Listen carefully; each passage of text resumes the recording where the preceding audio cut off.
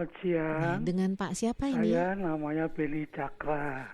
Pak Beni Cakra Terima di kasih atas sapaannya tadi. iya, di Jalan Ayudhia ya, Pak ya. Betul, betul.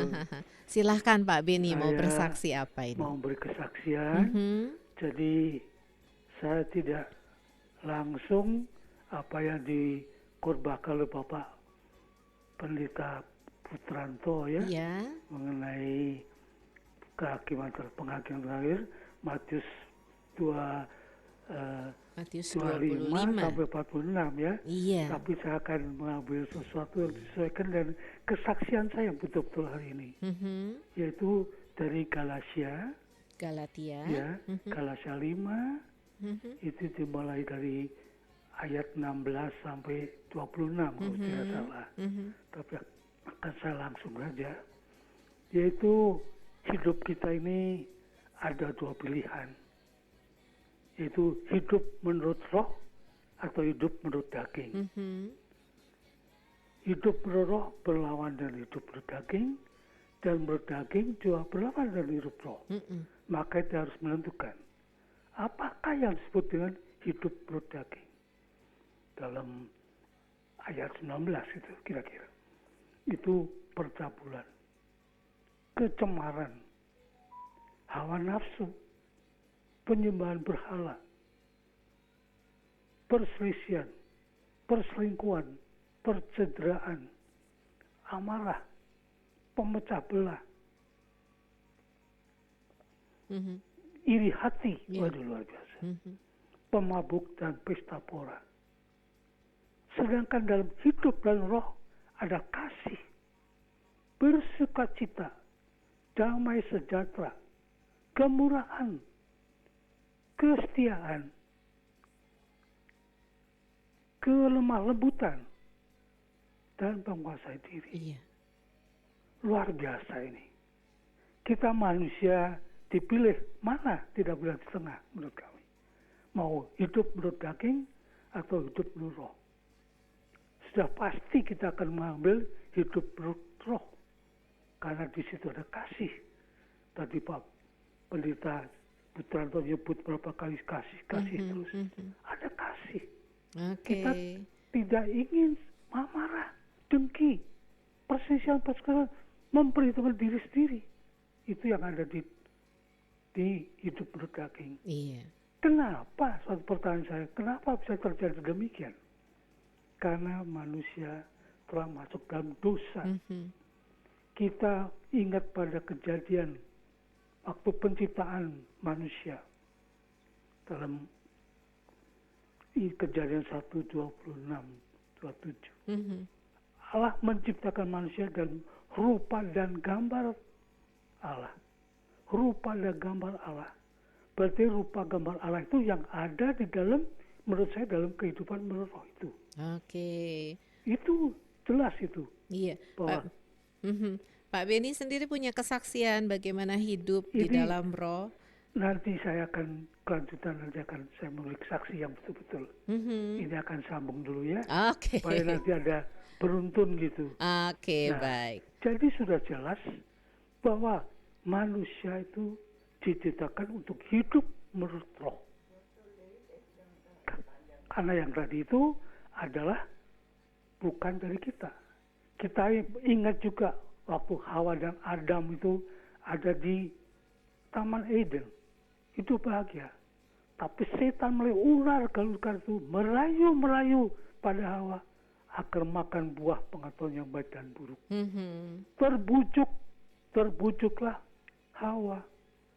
Akhirnya setelah dia makan, Tuhan marah. Karena dia sudah melanggar perintah Allah sendiri. Oke. Nah, dari perintah Allah itu Oke. menjadilah. Nah, sekarang manusia dalam dosa. Kita tidak berkecewa. Menurut pendapat saya, Tuhan itu Maha Pengasih. Mhm. Tuhan Maha Penghapus dosa-dosa kita. Dalam Matius 26:28, Tuhan Yesus yang disalibkan bercucuran darah. Darahnya ada darah Golgota. Itu untuk pengampunan dosa kita, dosa manusia. Untuk pengampunan. Iya, Dan untuk puji membuat Tuhan. satu perjanjian baru yang kekal. Mhm. Oke, Pak. Nah, Oh, sekarang nah saya sekarang akan beri satu kesaksiannya. kesaksian ya, memberi Baik. kesaksian. Kenapa saya bisa demikian? Saya melihat maknanya dari doa itu. Dalam Roma 12:12 katakan, berbahagialah orang yang sedang mengharapkan. Berbahagialah, bergembira orang yang berpengharapan. Bersabarlah orang yang sedang dalam keresahan. Dan ketiga, senantiasalah engkau berdoa. Kalau saya hubungkan dengan 1 Tesalonika 5 yang telah saya katakan, ayat 16, 17, 18, Rasul Paulus mengatakan, hendaklah kamu senantiasa bergembira. Kedua, tetap berdoa dan harus bersyukur dalam segala hal. Ini jadi kemampuan dari berdoa. Oke. Saya tiap hari berdoa. Kesaksian saya Ibu ya, pada suatu hari, saya ini orang lansia ini, lanjut usia, umur baru 82, istri umur 80. Tiap pagi saya mesti olahraga mulai jam 5 pagi.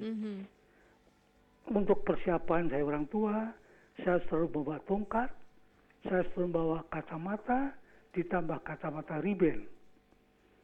Sehari sebelum jalan-jalan, saya selalu persiapkan untuk malam. Tapi kacamata saya tidak ada. Kaca Ray-Ban saya tidak ada. Kemana? Cari segala sudut-sudut rumah, tidak ada. Istri kami membantu, tidak ada. Saya sangat kecewa. Istri saya kecewa. Sudah pasti tidak bisa karena kaca Ray-Ban penting buat saya, tidak supaya menghindari pemantauan matahari. Tapi saya terus berdoa. Terus berdoa ini sungguh-sungguh. Saya tuh pada jam terakhir ada suara jatuhan di laci.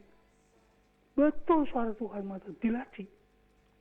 Pada laci itu tempat blok note, tempat spidol saya menyimpan. Tidak pernah saya menyimpan kacamata Ray-Ban. Tapi saya mengikuti sabda Tuhan. Mendengar suatu dan saya buka laci itu di tangan kiri ada kacamata Ray-Ban itu. Ya, oke, puji Bukan Tuhan. main itu. Walaupun kelihatannya hal kecil, tapi kalau kita mau dengar-dengaran suara Tuhan pasti ada ya Pak ya. Makanya saya memberi kesaksian supaya saya jadi dosa. Betul suara Tuhan membisik saya, laci. Tapi dalam masalah pikir, logis, tidak logis. Saya kenal laci itu hanya 4 blok note dan spidol. Tapi saya begitu tarik tangan kiri saya disapa. Dan ini, ternyata di situ ya. Inilah berkat Tuhan ya. Oke, masih puji panjang Tuhan. lebar tapi sudah saja. Betul. Ini banyak terima kasih. Terima kasih Pak Tuhan Beni. memberkati ya. Terima kasih Saya sama-sama. tertarik dengan khotbah dari Pak Putranto tadi. Iya, Sungguh terima menarik kasih. sekali.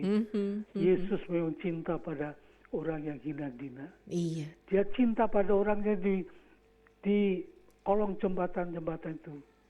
Berbahagialah kita orang miskin karena kita punya kerjaan Allah. Amin. Itulah sabda bahagia kita. Iya. Terima kasih Ibu. Terima kasih Pak Tuhan Beni. memberkati. Sama-sama. Haleluya. Iya.